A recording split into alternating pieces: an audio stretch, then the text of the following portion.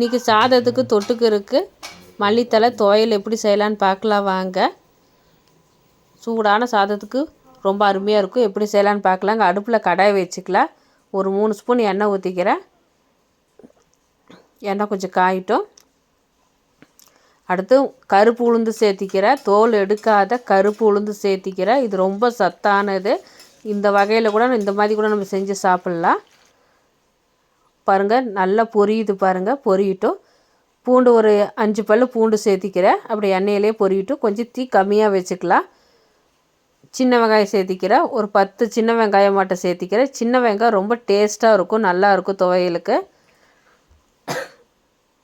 அடுத்து பார்த்திங்கன்னா வரமிளகாய் சேர்த்திக்கிறேன். ஒரு 3 வரமிளகாய் சேர்த்திக்கிறேன். காரத்துக்கு தகுந்த மாதிரி சேர்த்திக்கலாம். தக்காளி ஒரு 2 தக்காளி சேர்த்திக்கிறேன். சின்ன தக்காளியாக இருக்குது, 2 சேர்த்திக்கிறேன். மல்லித்தழை பாருங்கள், ஒரு கட்டு மல்லித்தழை சேர்த்திக்கிறேன். நல்லா இந்த காம்பெல்லாம் போட்டுக்கலாம். காம்பில் ரொம்ப டேஸ்ட் ரொம்ப நல்லாயிருக்கும்.